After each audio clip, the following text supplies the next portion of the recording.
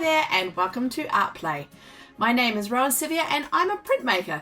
In today's video I'm going to show you a little glimpse into just one of the ways in which I design linoprints. This technique that I'm going to show you is actually a little bit of a shortcut, a bit of a cheat if you will. It's a way of recycling old work and turning it into something new and fresh.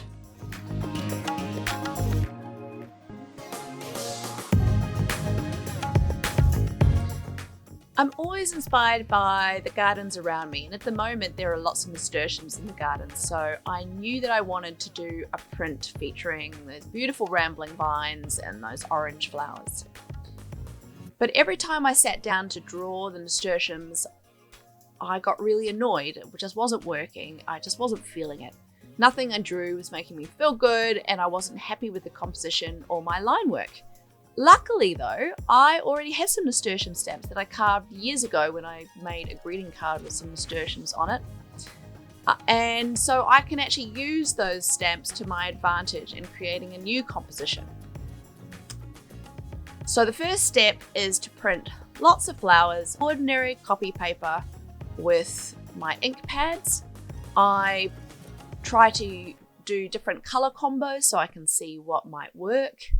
So for example, I'm using ghosting techniques here, using paler colors, trying yellow underneath, trying orange on top, trying red on top, seeing what I think looks good.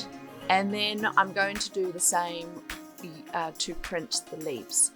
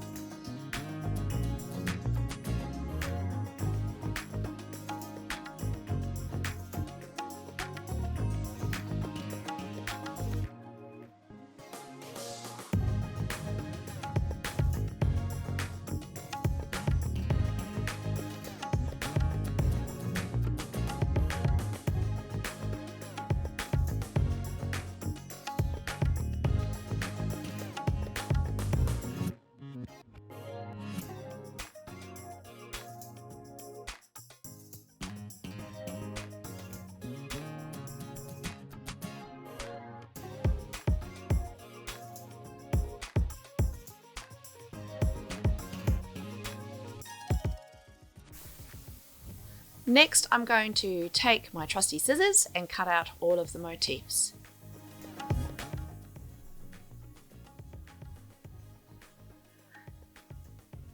And just like that, I have all of the components of my design. Next, I want to think about the size of my composition. I want my design to be about 5 × 7 inches on an A4 background. I'm going to mark out the rectangle as a bounding box for my composition.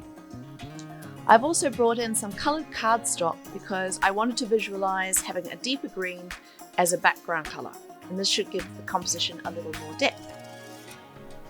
The fourth step is to audition your cutouts by moving them around and seeing what looks good.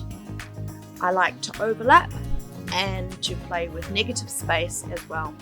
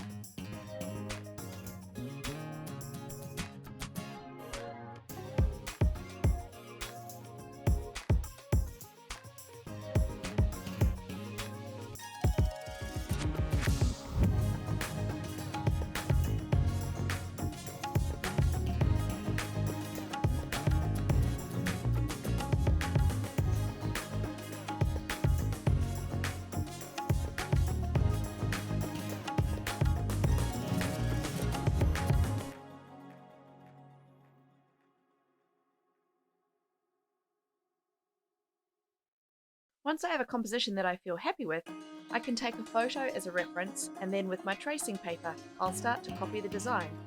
I want my print to have 3 separate blocks for the greens, and then I will print the flowers in 2 layers separately, so I need to trace 3 separate layers to begin with.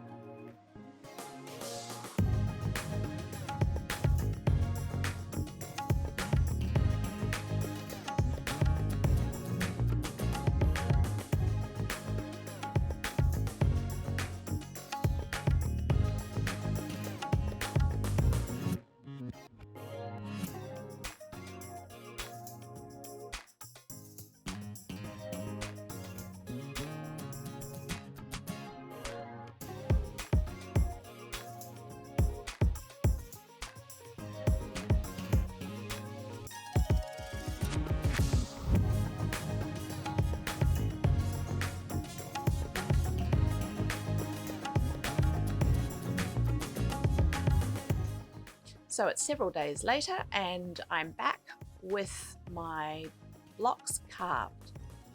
As I said, there are 3 separate blocks which will be printed in a layering style. I'll start with the deep green background, then with the lighter green that should peek underneath the other leaves, and then the mid green will go over the top.